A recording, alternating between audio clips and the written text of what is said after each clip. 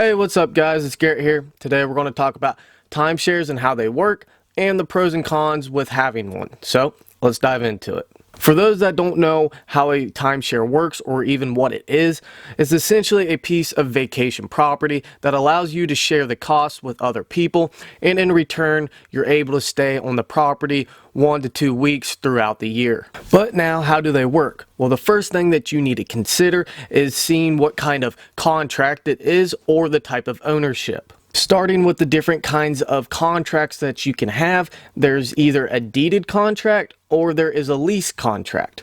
With a deeded contract, it means that you're physically actually on the deed of the property. So you actually own a part of the property. Now, with a shared lease contract, that means that you're actually renting it or leasing it from a resort or a company that actually physically owns the property. Then we have the types of ownership. There is a fixed week option and there is a floating week option. With the fixed week option, you are only allowed to be on the property at a certain date and time every single year. For example, from March 1st to March 7th, that is your only week every single year that you're allowed to be on the property.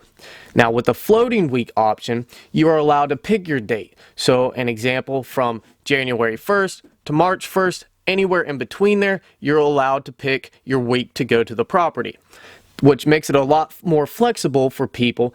But the downside is it's all call ahead. So if you didn't call ahead in time to reserve your week between that time slot, then you might be screwed and you might have to go on a week that you're not able to make. Now up to this point, you guys might be thinking, wow, this does not sound like a bad idea at all.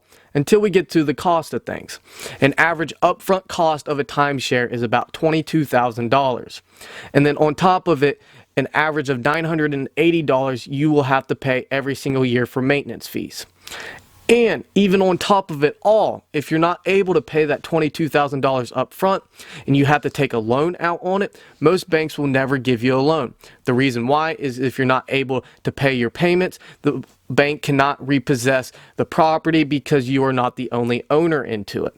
So resorts and companies that own timeshares will give you a loan. So yeah, we have a loan now.